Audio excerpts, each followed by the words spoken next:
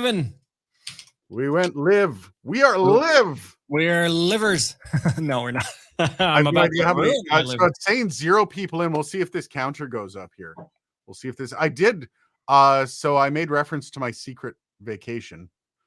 And okay, yeah, we got people in. Beresford first. Beresford. You are indeed, sir, first. All right, so we got a couple people in here.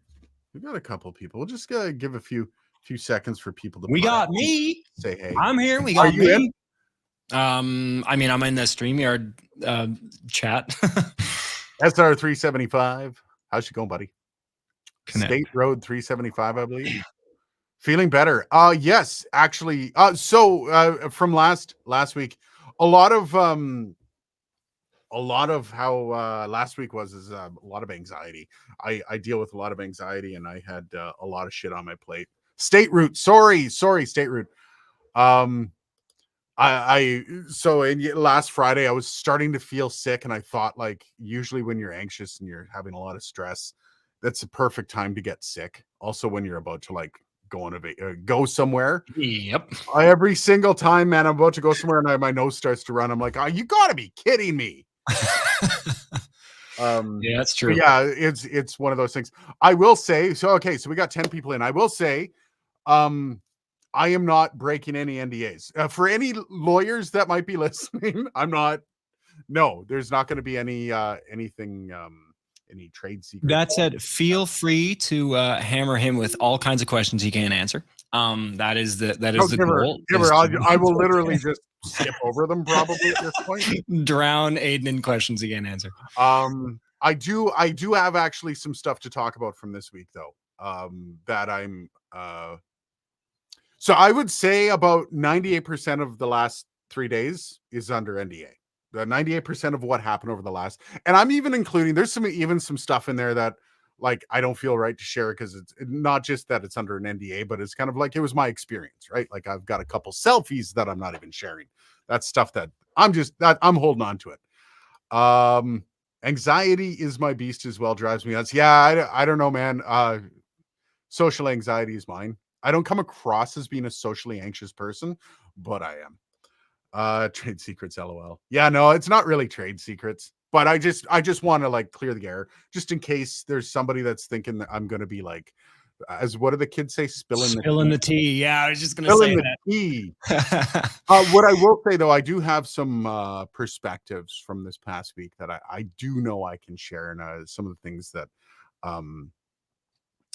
obviously I went somewhere. If you're able to figure it out from the couple pictures, I think I posted 1 or 2 pictures. Yeah, your name being spelt wrong. That was great. Yeah, there's actual people that looked up the store number on that tag. So they zoomed in, saw the store number on that tag from that Starbucks cup, and were able to identify where I was.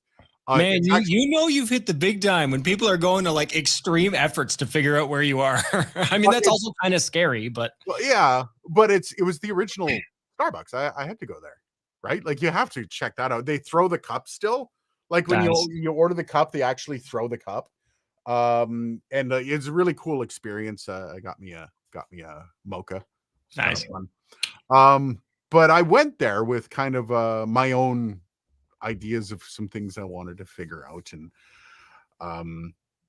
obviously I think everyone knows that Harris put out a little post there about super secret thing, and he had a brand name in behind him.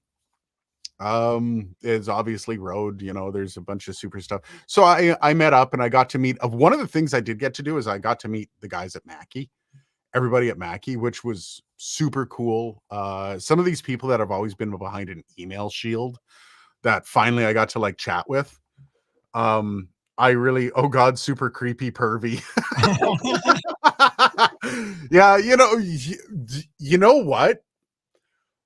I got, especially like when I went to see the guys at Mackie, and I was walking around there, every room I went into, everyone was like, "Oh my God, Aiden, we love the videos." And I'm like, it's so weird. And it's not like, I don't consider it creepy. I'm still not used to it, because the idea is that people know more about me than I know about them. I don't there's people I've never met that like know parts of my Yeah, that's personality. weird. I couldn't imagine. I've never well, no, I'm once or twice I've had a point in my life where people have like recognized me from some random obscure thing, Right? but it is weird. It You know, is but weird when that happens. You're like, I don't know you, but you know me. What is But this? and it's not like a like from somebody that's socially awkward like I am. I've got socially awkward stories till the cows come home over the last couple days. Well, yeah, because Um, it's like, wow, like how there's no socially acceptable way to deal with a situation like that because it's so no, unnatural, all yep, right? Like, absolutely. yeah, FYI, I just got the Elgato 4K X USB capture box, much better than the Streamer X for my use case. Cool. nice. I didn't know there was an 4K X USB capture box. I didn't know Elgato released that. I'm not up on Elgato's stuff.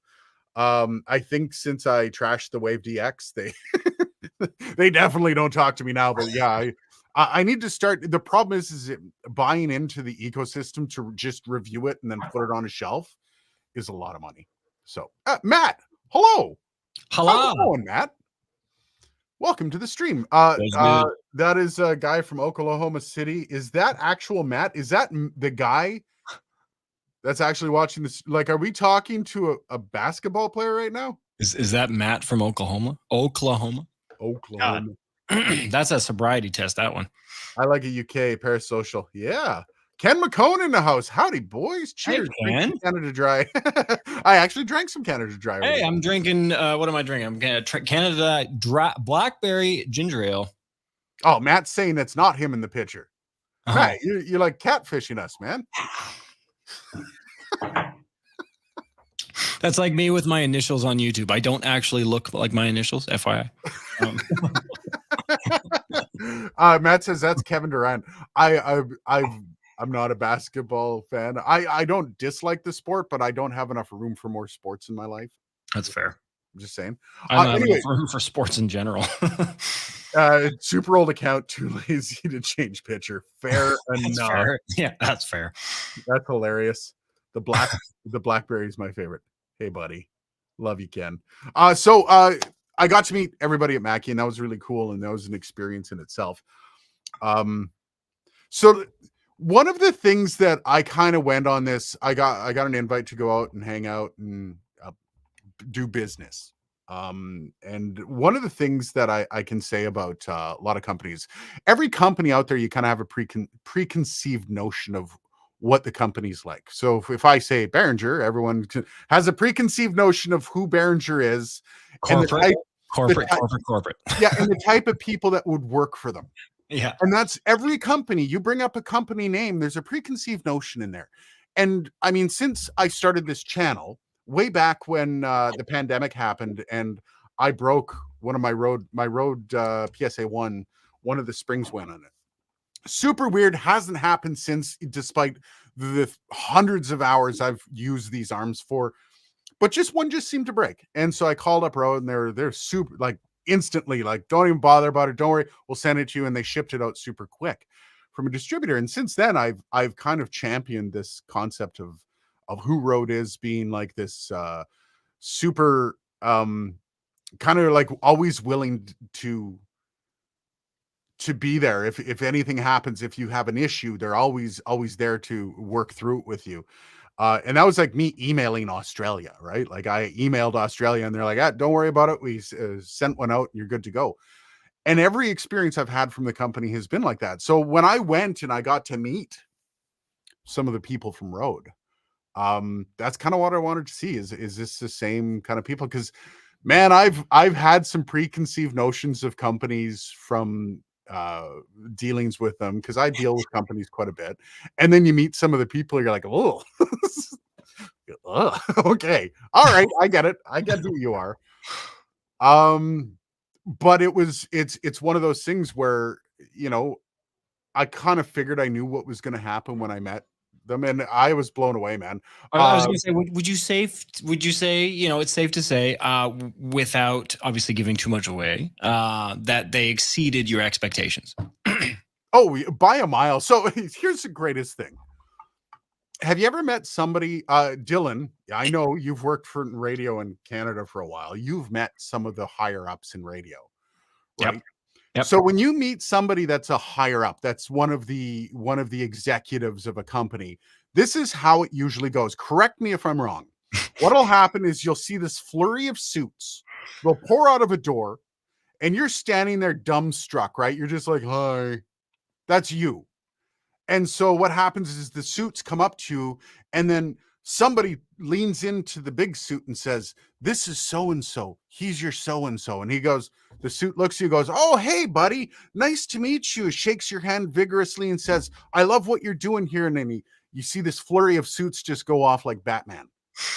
And that's Um, the only experience you have with the suits. That's generally how it goes. No? I mixed bag. I would say yes, that does happen. Usually with cross-functional suits. So in my case, because I've made a bit of an impact, in my org. The suits, the upper VP, like they know who I am. We've exchanged, we've been on meetings and stuff before, like one-on-ones and such like that. So, but like a programming side person, for example, yeah, that's exactly how it goes because they have no idea who anyone is outside their org. But the flurry of suits, that implies that corporations have budget for headcount, which they don't. So Especially in radio these days. Nowadays, it tends to be one or two suits that pour out of the door. Yeah. Same vibe, though. Same vibe. And I'm talking about like not just like the boss or the boss's boss. I'm talking about like the we're talking like president, VP, district president. Yeah, those guys. I've never had an experience where a suit's come down and known my name ever. I've never usually, and I used to be the morning show host for their station. Like I'm not even kidding you. Like I'm the morning show host for the station that they're sitting in. In a market that just got sold. Whoops, did I say that out loud? Oh God. And so I'm the morning show host in the station you're standing in, and you still need the secretary to lean in and go, "That's Aiden Wolf." He's the you would like if I was in that role, I would do my homework before each market, and I would be like, okay, I'm gonna at least know people's faces and names and titles. That's it, right? And I feel like there's some people that are like, I ain't got time for that shit, And well, that's a lot of people who are in those roles kind of take on that air of superiority. It's very corporate, yeah. And I rocked in, so I went and I checked out Mackie, and I got to meet some of the contacts that I've had through Mackie, and then walk up, and all I hear in this Australian voice is, "I know that guy." Turn around, and yeah, it was the founder. I got to meet the founder, and so I went into this with zero expectations. Also, I didn't know what to expect. Like, this is completely new territory. My head's so far up my ass. My head, I'm just dumbstruck that people know who I am. And right? I would just be lost in the, And so I see this flurry of suits walk out the door, and I'm just like, I hear that, and I look over and I shake hands, and of course he doesn't introduce himself to me because he is who he is.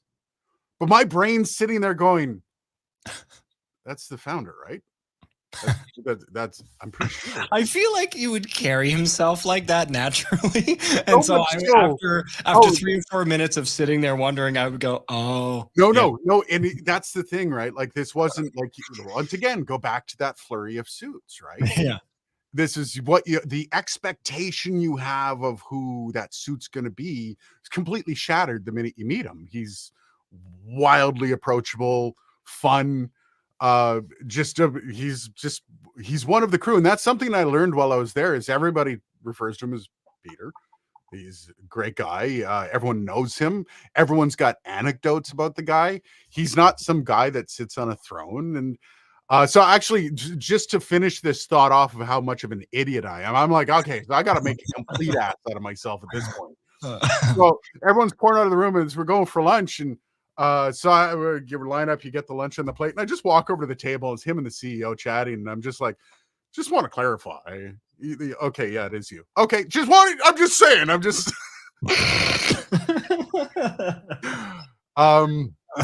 But yeah, so, and one of the reasons I really wanted to kind of I really wanted some clarification on the company and who they are, and something you don't get with a lot of companies. Probably the best experience I had while I was there is I got to meet Ryan. Everybody knows Ryan, right? We got the photo up of him and I sitting there, the selfie. We took a couple selfies with Ryan. I'm not sure which one I posted. But we got finished on the business, and I was just sitting there with Ryan. And again, it's one of those guys you feel like you know, right? Because you've seen him on the videos and all that stuff. And one of the things that I've always loved about Rode is the fact that they manufacture everything in house. Like everything in house. There's not a single thing that they like. They don't go to like the Costco of audio gear like every other company does to build a product. They design, manufacture, and build in house. And I'm fascinated by that because nobody does that. Even AKG, they don't even like. Some of their stuff comes from outside, and they more of their stuff now. more of their stuff. Even the big companies that were quote unquote handmade or quote unquote all done in Austria isn't all done in Austria. It's designed, but then they have somebody else putting it together. So I just asked Ryan about that, thinking Ryan's the product manager and he's probably gonna know a couple things about it. No, dude lights up like a Christmas tree. He's like, oh my God, let's talk about this. He's like showing me stuff, and we're talking about the mold injector and all these, and he's just like, and I'm like, way over my head, right? Like this guy is obviously well more versed in all this stuff, but it's like the passion of that really dumbstruck me from you don't usually get that out of corporate speak, man. And that's the thing I really enjoyed about the last few days is there was no corporate speak. It was all just very much a passionate company doing everything you expect Rode would do. It basically just made me a bigger fan of them than I was before. So yeah, I haven't touched any comments. We'll do that in a second. I was gonna say there's a few. We're probably way behind. All I want to say is like there's obviously no other information than that. Is just everything I thought Rode was, they've actually turned out to be. The people personify the brand. And I'm looking forward to seeing more companies maybe follow that. Well, that's what you want, right? Is because nowadays corporate has kind of turned into government. Corporations are about information control, optics control. It's about optics. It's not about transparency. Transparency is bad for corporate images. If anything, because it'd be like if anybody knew what we're actually up to, nobody would ever work for us again. Whereas I'm sitting in front of a few products that were just released that I know damn well were released because put something out there. Like, hey, maybe people will buy this. And that's where you're like, oh, okay. So you guys are literally after pocketbooks when, companies like Rode are actually developing products that people want to use. And I don't know. You're right. Corporate has kind of ruined everything. Nothing's built in house anymore. And it's just, well, and nothing is about quality. It now has become, okay, what's the bare minimum that we need to do to make it work? That's kind of become the standard of excellence that a lot of corporations tend to shoot for, especially manufacturing corporations. But when you get a company like Rode that kind of goes for more of like an artisanal approach, that's like, hey, how can we make this amazing? Hey, we try to make it as great as we could. Oh, people still have criticisms. Okay, let's make another one and let's make it better. Let's listen to what people have to say. Like that, you don't get that a lot. For any of those whiners in the crowd, and I know there's probably a couple of those whiners watching right now. I'm just saying, I'm going to look you in the eye for this one. Even my conversations with Rode, the first thing they said is, call us on our bullshit. If we screw up, let us know. And that goes for everyone. They're listening to the comments. They're listening to they're listening to the noise that surrounds them for the products they release, and they're mitigating that by fixing issues, right? Like that's the thing. Anybody that says, this guy just he's bought and sold, no, actually I call them all, and even Rode has requested that we call them on if they release a subpar product. They want to know. They're the first people that stand up to that. And that's also the the story that I went through with one company, the Q9U and the Q9X was a great example of a company that wasn't willing to do that. That actually tried to pass one by me. Or another company that comes to mind that specifically told you to not have a certain somebody in your video because Yeah, that certain somebody had maybe some not so nice things to say about their product. exactly. And that's where you end up like seeing um passion over money. But it's one of those things. It's like, hey, I've always had the attitude because there's, right now we're seeing it with Bell Canada. For those that don't know, there's a company Oh in Canada God. that just sold off half the radio portfolio and fired 4,800 people. And that Yeah. company now is now engaging in lawsuits allegedly against a lot of people for what they're calling defamation. My approach is, hey, corporation, if you don't want people to say shitty things about your company, maybe don't do shitty things. Oh, did you see the video today? Prime Minister Oh Justin yeah, he was Trudeau pissed. He was called them pissed out for off. garbage behavior. Yeah, he said this is a garbage decision, and I'm like, Yeah. man, I have never agreed with anything that you've said more. I'm like, oh my god. Right? And it's hard, even if you're not a supporter of But Justin again, it's Trudeau.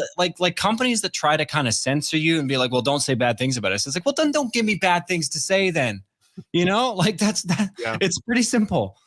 It was a refreshing week of finding out that the people behind the products are actually really decent. Like I had a blast. And passionate, right? That's the Yeah. most refreshing thing. Is there's so many people like, yeah, I work in audio, we make money off Yeah. audio stuff. And like Like, even down to the founder. The founder's yeah. not in this to like we're talking about there's road mics I didn't even know existed.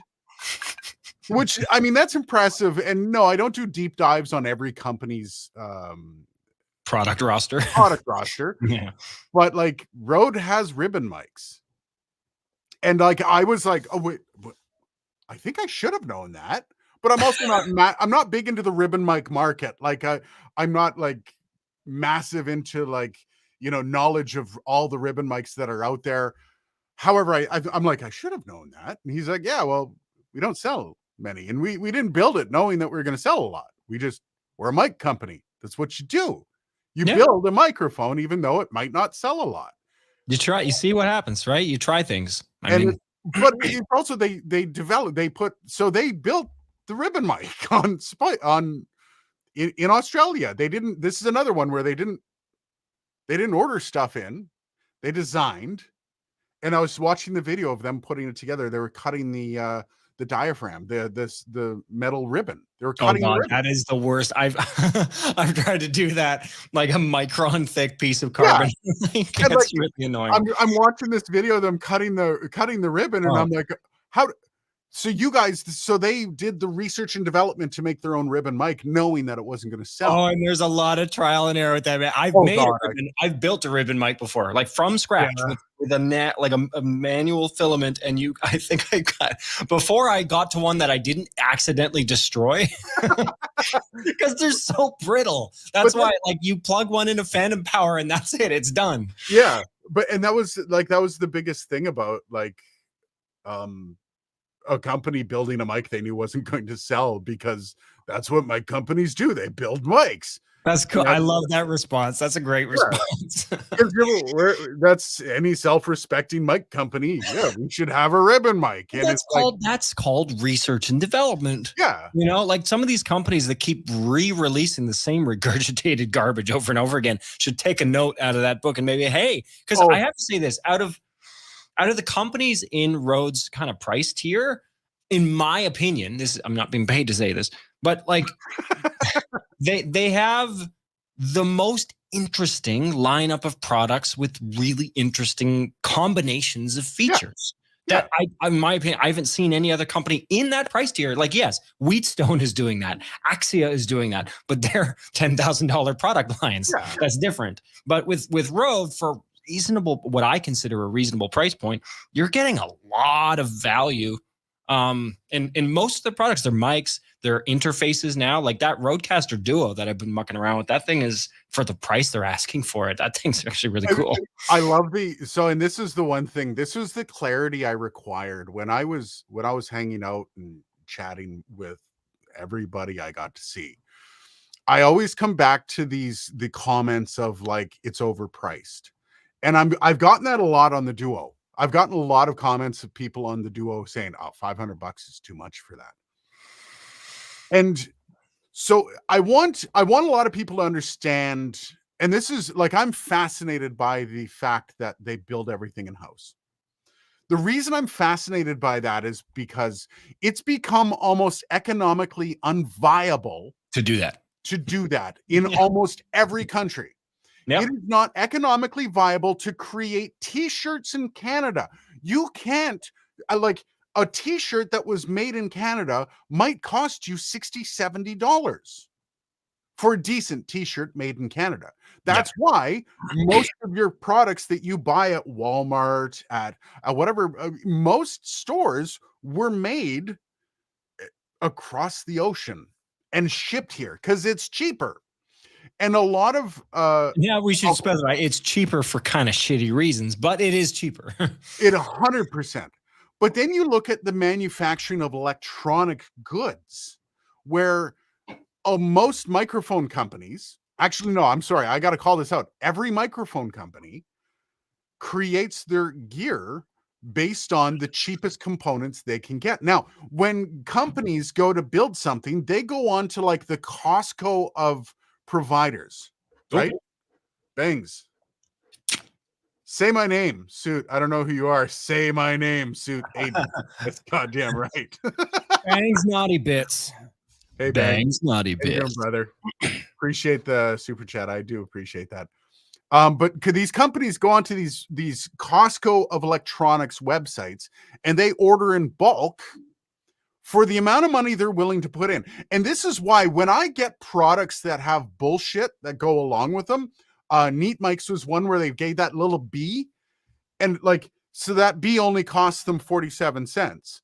I would rather you spend 47 cents more on the capsule than that thing. That Yeah, thing that's stupid. some kind of marketing wank. Yeah. Yeah, it's bullshit. Yeah. And this is why, because all companies, when they order capsules, they're not creating it. They're not creating capsules. The companies that are selling you microphones that cost under $500 are sourcing capsules. Now, some of those capsules are going to be better. So they're not all dog shit. Like, all capsules on the market aren't dog shit. There's a lot of like cheap AKG P120 is a great example of a microphone that is a sourced capsule that was purchased. It's not created by AKG. I hate to tell you this, but it's a decent capsule. It's a decent sounding capsule. So when you see a company that's actually building that shit, that's actually like putting the research and development into how to create a capsule, how to create a preamp. Let me say that again, a freaking preamp that has really good EIN, that has good sound. They have all of these things are being developed on site. And then you turn around and tell me that $500 for a board by them is too expensive. And it's like, do you see what you're getting? Like, you don't get these Revolution preamps in anything else.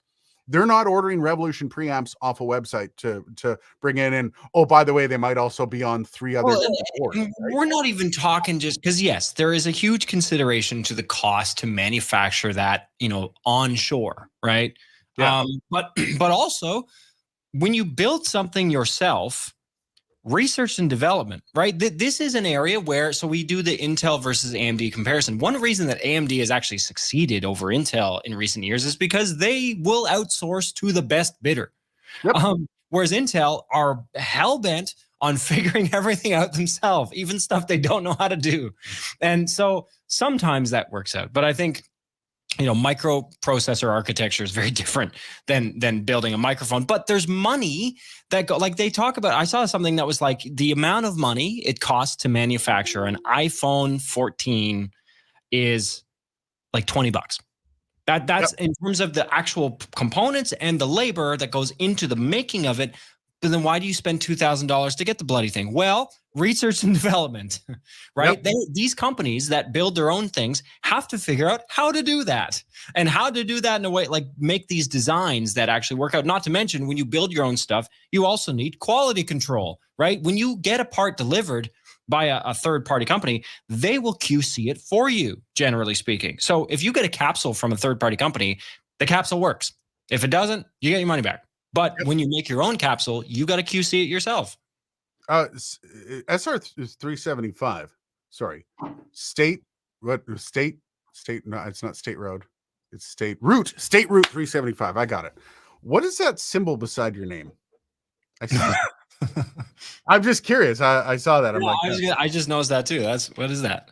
yeah. So Red Cabin actually has a good point. AKG is not a great example. Before they were sold, they developed new patents for many of their capsules. You are correct. What I'm saying is right now, they don't actually like. Yeah, we're talking about this current incarnation of AKG. Not back in the C12 days, right? Yeah, they're not building brand new capsules for their $125 microphone. However, the Rode NT1 was developed in Australia by Rode, the capsule for the NT1.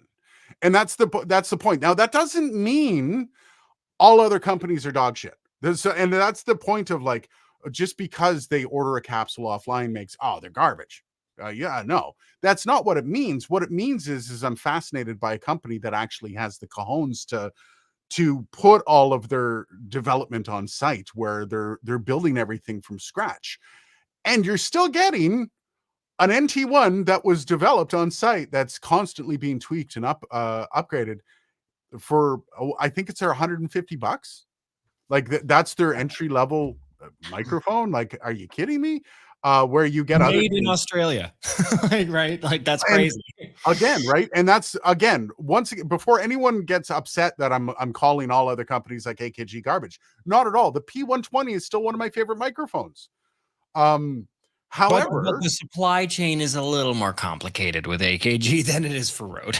Oh, absolutely. Oh, it was fascinating because I forget. I was reading an article on Peter Friedman, who he did an interview when the pandemic hit. And a lot of people started to notice that Rode products were still available throughout the pandemic when everyone else basically skid to a halt. There were still Rodecaster Pros coming out. There was still like all of the Rode microphones, all of that stuff. And everyone's like, that's really hard. Especially, like, I know some of the restrictions even that I heard about in Australia and among other countries, obviously, where it's like, that's hard. Yeah, but because like they bought a bunch of stuff, and I remember reading it that they had pre-purchased a bunch of stuff, so they had stock. But because they were build everything on site, as long as they have the core materials, which weren't being shorted, there were shortages on silicon. But I mean, at the time, silicon wasn't the big barrier for stuff for Rode, right? So you had this company that basically wasn't hampered by, we can't get capsules from China, because they didn't get capsules from China, right? So there's a lot of cool stuff like that. So I think there's a few things here that should be. Oh, wait, sorry, I got to call this one out. Soul Manager.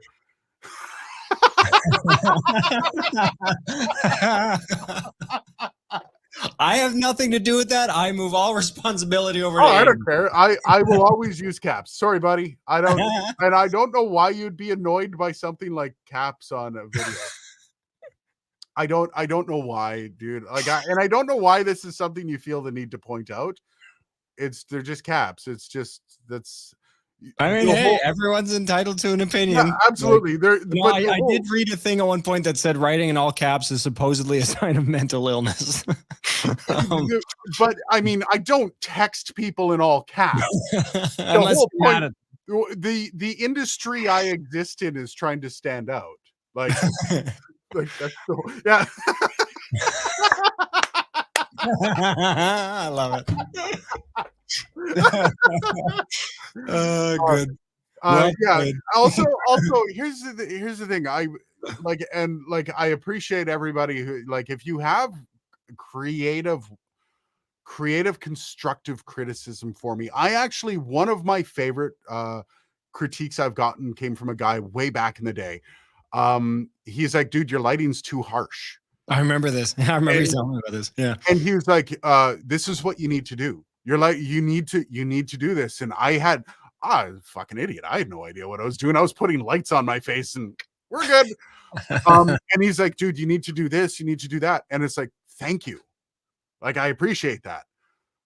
If you guys got constructive criticism, I will listen to you all day. If you basically come at me with with "you're a fucking idiot." That's Yeah, not gonna, like that's not helpful. like net etiquette says that using caps online is taken as yelling. Just saying. Maybe I am yelling it. Have you listened to any of my videos? I do actually kind of speak up quite a bit. I have a Also, question. Did they do? You know how there was that infamous like etiquette book about like what utensils to use? It, but yeah, Emily something or other, I think was who wrote it. Was if somebody should do like an internet version of that, because I don't know. Just judging from the etiquettely illiterate people I see on the internet, yeah, people could use some internet manners sometimes. I'm gonna take a look at my. But so all this said, A lot of the ones I watch are all in, or you know what they'll do is they'll use but they'll use caps on like the one thing you need to know, like yes, the best. yeah. Well, And they'll use it for emphasis. Yeah, I used to do that, but I found that was more obnoxious than anything.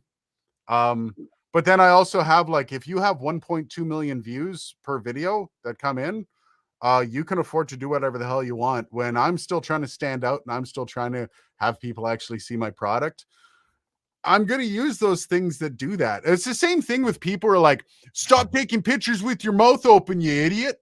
It's like, no. Thanks for coming by.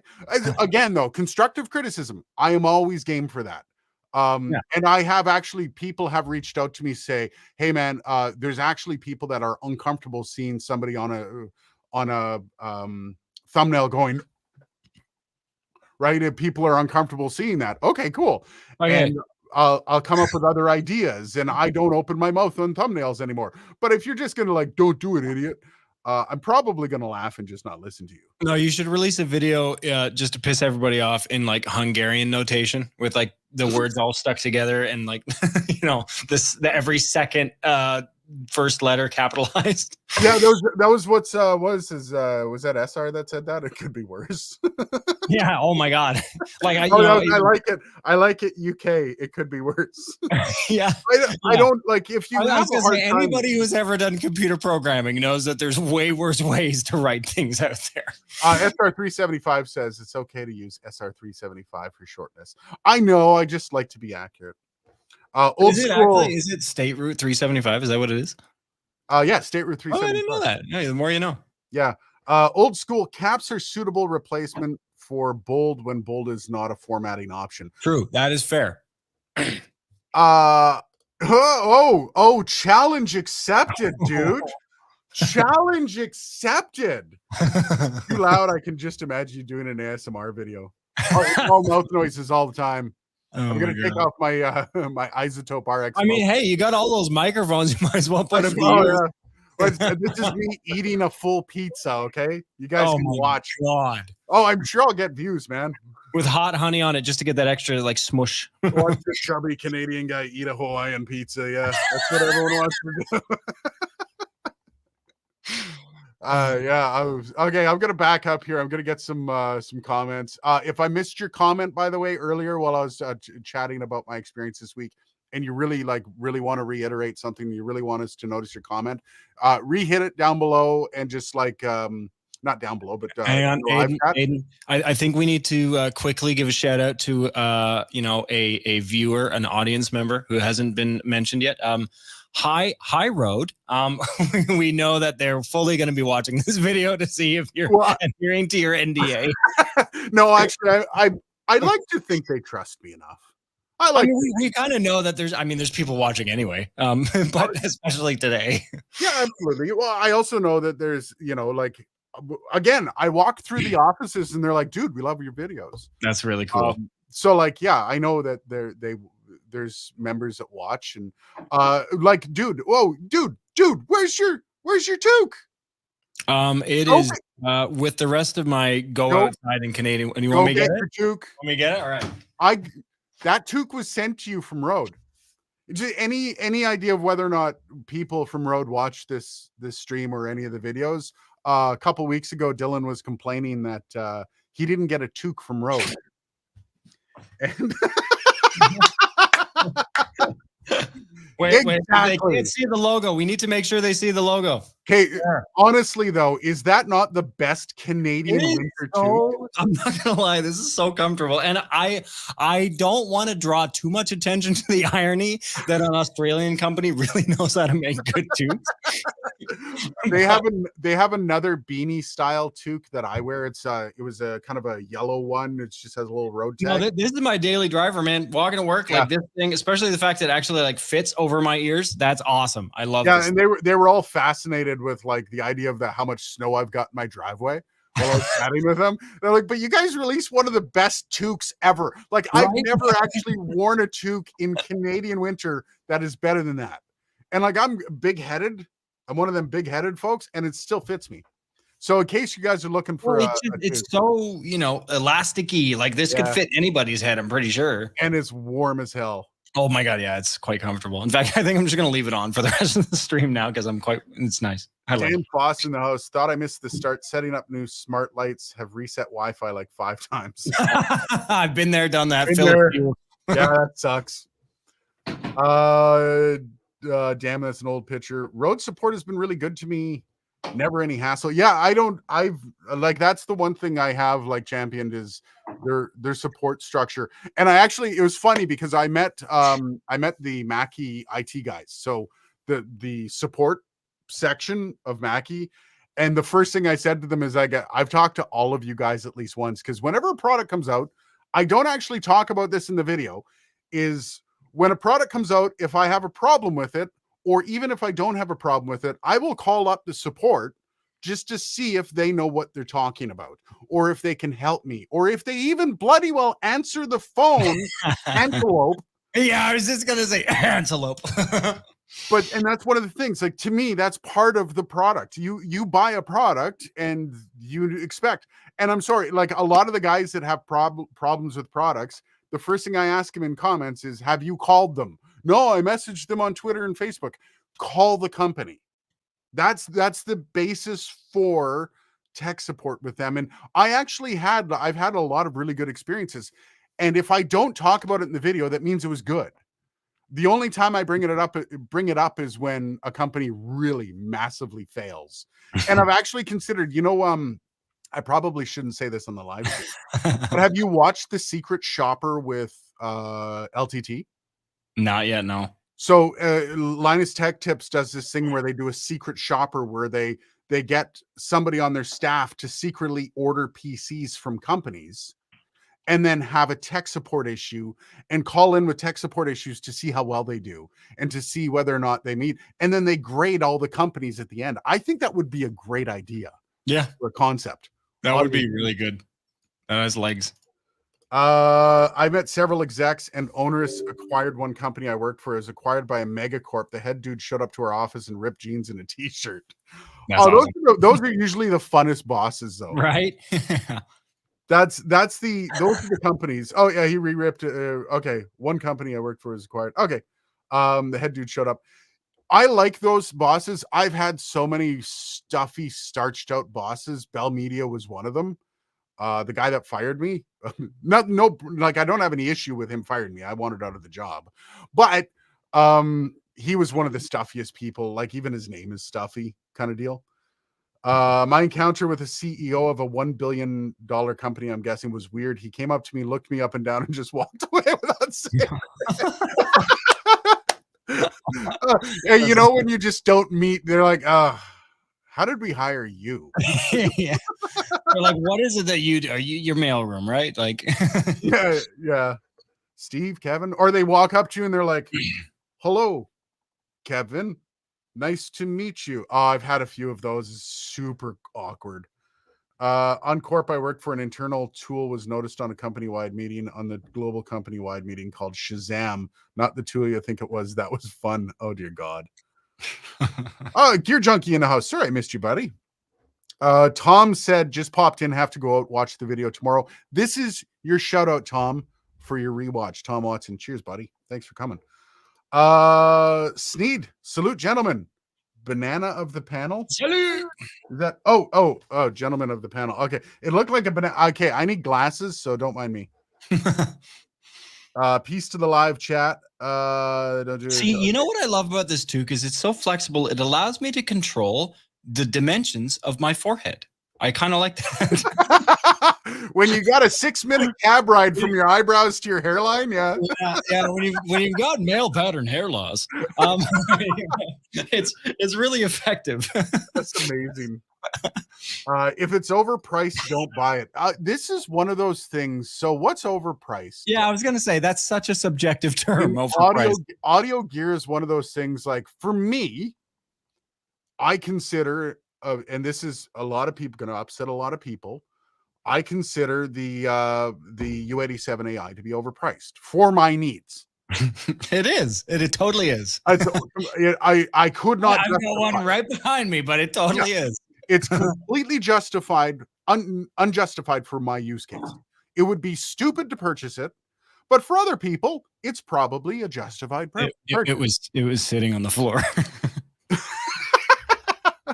Jesus, man. $4,500 microphone. Just. But if it's something that, like, to say something's overpriced means that the value you get out of it isn't worth the price you get. Yeah, it's not comparable to the price you pay for it. Yeah. And that's hard to say about audio gear unless it's like something super cheap. I don't know. Like there's people like, again, U87, right? U87 AI, it's a 4,000, we'll say 4,000, American Canadian hybrid, $4,000 microphone. There's people that make $40,000 a month with a U87 AI in their pocket. So, yeah. I mean, it's totally subjective. Now, that's not to say that, you're not successful if you don't. I still think it's a great sounding mic, but is it, do you get every ounce of money out of it that you put it in? Probably not. Well, I mean, if you own a studio, probably, or a successful studio. Yep. Yeah. But in terms of like, do you get $4,000 worth of sound out of it? No. Well, and that's the thing. Like, and I believe this was brought up by, I think it was Peter, where it's like, you've got a microphone that overperforms at a price point, like Rode NT1, versus a microphone that underperforms at its price point, like the U87 AI. Did you ever do a review? I feel like you did. Of the U87? Yeah. Yeah. You lent it to me for a couple days. Remember I did the pop test on it? And you were like, are you fucking kidding me? I had a heart attack, yeah. No, but it's like, okay, so here's a good question. What would you, for what it is, right? Because you've used it, what would you pay for the U87 AI? Like 2,000? Yeah, $2,000 probably. 2,500? No, $2,000. Too much? Yeah, like as far as I'm concerned, for like the mic is clarity in a nutshell. Like the U87 doesn't really impart a lot. Like it's got a lot of clarity. It's good, a little bit of a mid-range boost that a lot of condensers don't have, but it's detail. It's detail to the extreme, but you can get there. Almost to the point where it's a problem. Yeah, but that's the thing. I can get that with an EQ curve. Yeah, or you'd pay $300 less and get a 414. Yes, a 414, or you can go out and you can purchase a Neumann, the TLM 103. I got a good question for you. Okay, quiz time for Aiden. All right. So I recommended microphones for, we're the station I work for, the cluster of stations that I work for, as putting together new production studios, and they asked for recommendations. And so I have suggested. So what interfaces? Again, so think desktop, style interfaces, not rack mount, not whatever. What interface do you think I recommended? AudioFuse Studio. Okay, that's one. What is so the MBox Studio, the Avid MBox Studio. Oh, the MBox. Okay, yeah, that makes sense. Yeah. So the AudioFuse Studio is on the way. So microphones. This is a little easier. So for the booth, we have one voice booth that will be shared across the 4 studios. What microphone do you think is that I have recommended to go into that room? TLM 102. Okay, I don't know. Up, higher. TLM 103. Higher. BCM 106. Is it the one higher? Okay. Well, AI. Nope. Higher. Higher. Okay, so I'm gonna get, because you never what? The U89i. I believe Bell uses the U89i. Yeah, Okay, so Bell the uses that. U80, the U89 is basically the U87 with more options, Yeah. with more kind of adjustable features. As I far did a as video on the U89i, man. so the studio, did you? Yeah. Where the hell did you get? Sean Did you? Kelly. Nice, He's nice. like, "Do you want to try this Yeah, Neumann honestly, U89i it's out?" becoming kind of a very popular mic for VO. I mean, it's more expensive than U87. Is it? I thought it was It cheaper. is. No, it's well, I don't know. Last time I checked, it was more expensive. It was closer to 4,900 ish, I think. But so that's for the booth, right? That's for the booth. For the studios, there's like an operator mic and a secondary mic. So for the operator mic, what do you think I chose? You do for an operator mic, you can just get like a cheap $100 mic for that. It doesn't matter. SM7B. Yeah. Yep. And Rode will be happy for the secondary mic. And I just gave you a clue, obviously. Oh, the Rode, the NT1? Up. NT2A. Hey, there it is.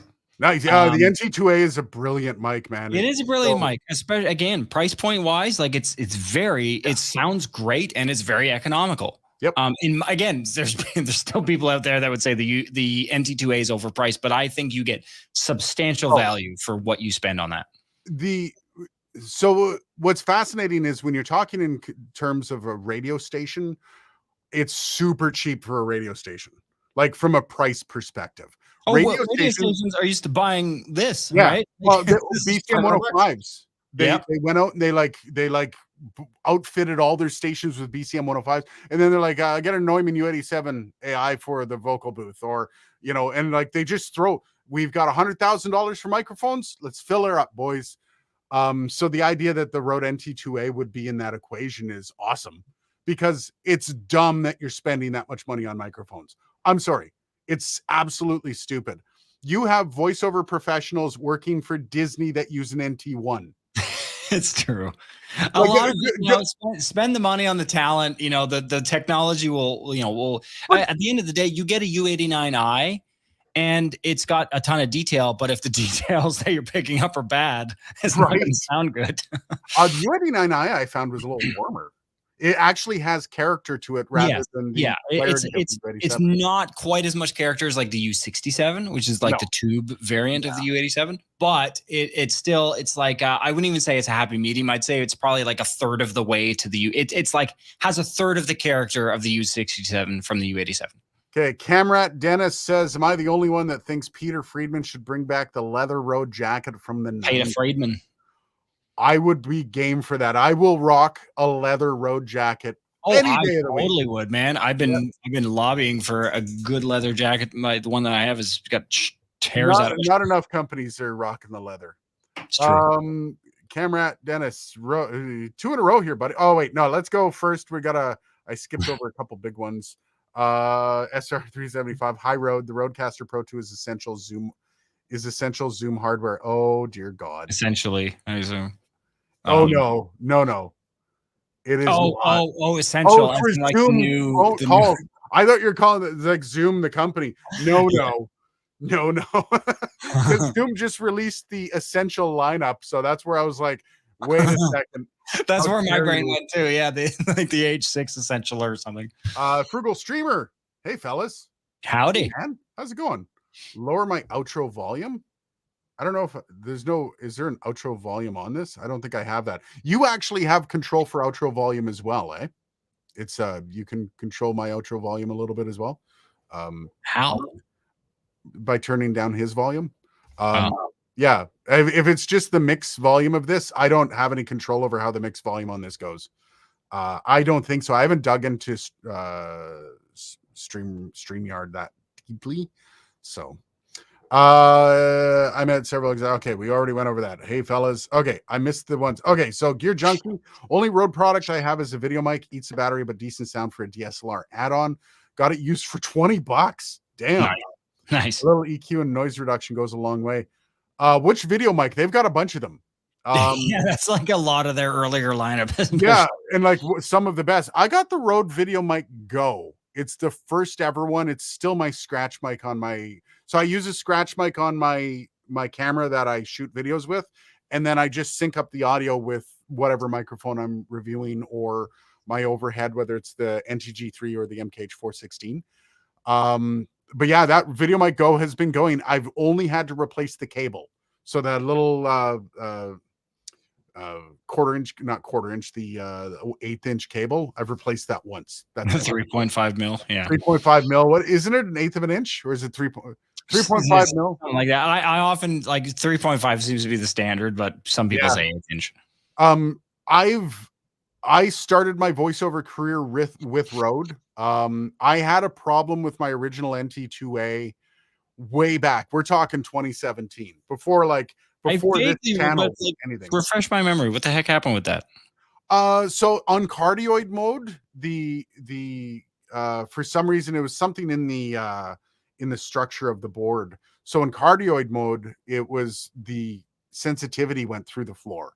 So when I would talk into the microphone, I was using like 50 dB of gain on the microphone. Wow, But then if you turned it to figure 8, it was fine. And it was super weird. I could tell it was something with the board. Something happened on the board that wasn't allowing the signal path to get through. Probably a cold solder joint. And I brought it back, and Long and McQuaid here, the first thing Long and McQuaid said to me was like, "Oh yeah, we'll just give you another Rode." They're like, "Wait." And it was like 4 months out of the warranty period. And the guys at Long and McQuaid, which are like they're like Sweetwater for Canada. They're like, "Oh yeah, we know Rode. They'll be fine. They don't care." And they gave me a brand new NT2A. So I got a brand new NT2A that day, which is up until I upgraded the capsule on the NT2A to the new capsule, no problems whatsoever. So it was just one of those quirky little things. But yeah, so I've started my whole career with Rode, and I've kind of followed them. Obviously the PSA 1 Plus is a stand-in. Yeah, I don't know. It's just one of those companies that I haven't had I've given them shit for a couple over the years. And I actually, it's funny, I right to Peter's face, I'm like, yeah, like when you guys released X mic, I kind of shit on it a bit, but then you released it. And it was funny because I believe it was the mini, the NT USB mini, that I was like, it's a USB mic. What do you want? And I've always been like that with USB mics. But what did they release with it? Rode Connect, which allowed you to connect multiple USB mics to a computer with 0 brain cells. Yeah, see, that's really cool. I'm not gonna lie. As far as innovations that Rode has done, to me, one of the major downsides of USB mics for me have been scalability. Yeah, like you can get a USB port. And with a little bit of R&D, and I mean, obviously, for Rode's sake, I'm underselling that a little bit. I'm sure they did a ton of R&D to figure that out, but like, that's really neat. And I think that kind of opens up the USB mic market to a larger swath of people. Yes. And that's the thing. So that was where it's like, okay, well, I wasn't a massive fan, but then it's also, they opened up like, they're the first ones to put a DSP chip on a USB mic. They're like all these little things, like even if you weren't a massive fan of the pod mic, when you put the pod mic through a Rodecaster Pro or Rodecaster Pro 2, sound wonderful with the pod mic setup there. It sounds like a great mic. So it's like one of those things where you're like, okay, so if you're honest about the product and all that stuff, yeah, there have been a couple, but I've never had a product that I was disappointed in Rode for. That's the big deal. So everything I've bought through Rode or I've gotten through Rode, the disappointment level's never been like, oh my God. I can't say that for a lot of other companies. I really can't say that for a lot of companies. I'm going to just give you a bit of a teaser here, guys. Over the next few weeks, there's going to be a series of 3 videos that come out that aren't going to be overly positive from a company that I used to be relatively positive about. That's just a heads up. Just a minor heads up. I'm a little disappointed in the company out there. And we'll talk about that. I hope I wasn't biased by some of my opinions. No, but it is. But that's part of it, dude. Like, and this is something like your opinions have an impact on the channel, right? I rely on you because you're smarter than me in a lot of things. when I look at something that I don't understand, you're the first person I go to help me understand it. See, I just don't have a life, so I got more time to read. So that's not even a flex. That's like a hey, you know. Yeah. Like, Tell it how it is, Dylan. That's great. I like that. There's good and bads. Yeah. I'm kind of a loser, so I read a lot. Literally, that's literally it, right? And yet, you know, but that's part of, yes, it will be influenced by your opinion of it. And I hope everyone on the channel understands that. And it's not even my opinion of it so much as it's my opinion of one of the marketing terms, kind of like gluten-free, you know, like lead is gluten-free. That doesn't necessarily mean that lead, you should eat it. You know, like, and this is Dylan told me to eat lead, man. This is one of those things. Right. Yeah. And so there's pros and cons. To me, it's marketing wank. I don't like marketing stuff. I could do marketing. I understand it, but I don't like how marketers weaponize marketing to sell shit. I don't like that. It's so bad, especially at this price point. Yeah. At that $100 to $500 price point, the marketing speak that, like last year, I was kind of calling out a little bit of the 32-bit float. There were a couple. Oh, you and I went into it in the live a few times. Yeah, there were actually a couple products where it's like 32-bit float makes sense for this, right? Like the Rode Wireless Pro. This is a perfect example of 32-bit float actually hitting the mark. You don't need 32-bit float without a gain dial PS on a lot of products. Yeah, I don't know. You'll see. Just give it a couple weeks there. There's going to be a series of 3 videos, probably all dropping in the same week, and showing a little bit of my disappointment. Just, you know, Camrat Dennis Rode in general has been really good to me. If I had any problem, it's been solved in less than 2 weeks after a quick email, them being transferred to sales in my country. Yeah, like they don't care. They would rather you be happy than and go buy another product, but from them, as companies should be. Like, and the whole idea of like companies wanting customers to be happy. No, dude, what a concept. The idea, and I'm actually going through this, and I will call them out a little bit. Arturia, I'm going through it a little bit with my Arturia AudioFuse Studio, where it started, the latency just flared on it. It's just becoming latent. Well, thanks for letting me know after recommending it. But I have it. I've had it since 2017. Something's gone wrong in the unit, and that doesn't mean that all Arturia sucks. It just means this one particular unit, all of a sudden, I can't sing into it. You can't use it for anything because the latency's so fucking far off. Have you tried with another computer? Because I'm thinking you've had the computer also a long time too. Yes, I have, and that's the really messed up thing about it. Tried new cables, tried everything. Anyways, I reach out to them, and while as you know, it's an older product, guys. So I don't know if we're going to be able to do anything for you. It's out of warranty, and it's like, fuck you. You like that's not a cheap product. Yeah, you guys are going to play the warranty card, really? Yeah. Really? Like, do I have to go in and recap my own product because it's out of fucking warranty? I'm sorry. No, that doesn't exist. Say, dude, don't expect to review any Arturia products anytime soon. I don't give a shit. Like any company, I don't care. If you're going to give me that, I'm going to rake you over the coals. There's no favoritism here. Ever. And I like anybody that thinks that there's favoritism towards and so I'll give a good example of this, right? When you pay a certain amount for a product, what you don't get in quality, you get in service. Yes. Generally, that's the precedent that has been set. So a great example. I have as I've said many times on the stream, I have an SSL Alpha Link MX164 that is a 16 in 4 out converter interface essentially. And I spent $2,000 plus for this piece. And I've been having issues with it. And so I get to the point where I'm talking with support in Oxford, England, and they're like, hey, can you open it up and tell us what the revision number is on the PCB? And I took a picture of it, and they're like, oh shit, it's supposed to be this revision. We're going to dig into it, and we're going to figure out any kind of performance issues between the various schematics of the revisions. Wow. And they're going to do that. They're doing that free of charge. Nice. Because that's what you pay for when you spend this money. So the idea for me of spending $1,300 on a product by a relatively respectable company like Arturia, and not getting that backing behind the product. To be fair, I haven't pressed them and I'm going to, and it's going to be probably pretty ugly. I hate that. And it's usually, to be fair, I will actually premise this with, usually you're talking to a human that works for the company that maybe just is having a bad day, Yep. but still you represent the company. Yes. Yeah. You And have to put that shit aside as much as you can anyway. PreSonus got on my shit list real fast. Yeah, because the quality control is terrible. The board died, the power delivery blew up, and they're like, yeah, we're not doing anything about that. And I pressed and I pressed and I pressed. And then finally they answered the phone like, okay, fine, stop doing videos about it. Here's a board, shut up. That was literally basically what they said. So it's yeah, like that's a no-go for me. That's as far as I'm concerned. Unusual audio says, is yellow tech stuff common in radio? God, yes. That's what's on the other end of this.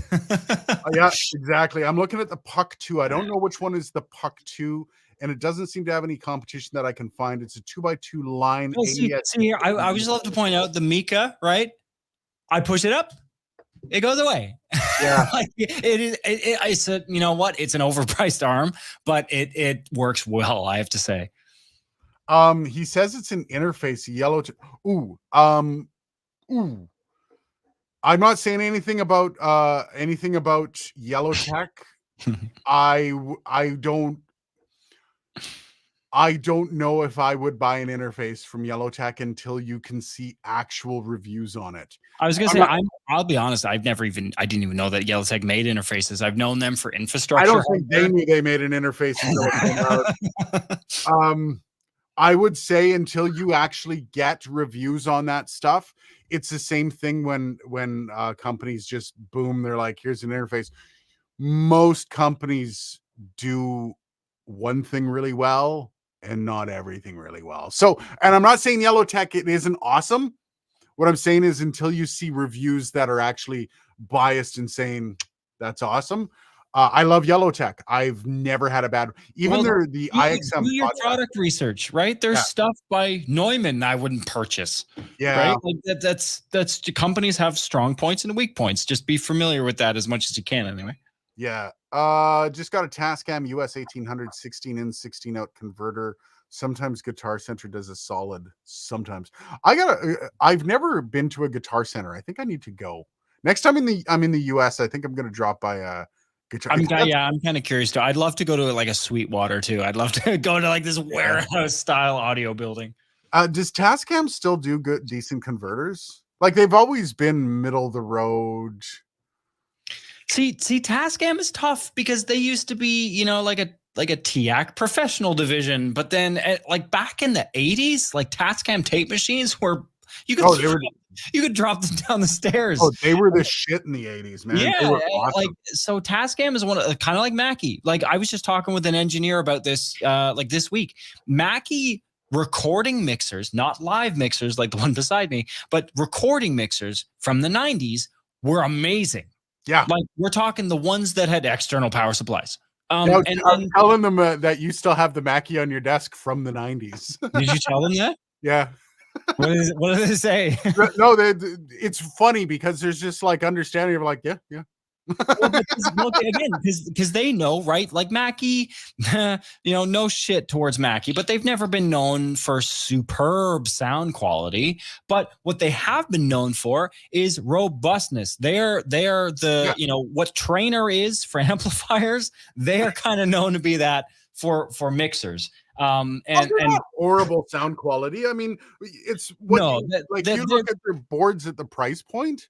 Yes. Yeah. Like this 1642 beside me, when it was new, probably went for, $1,400-1,500, maybe.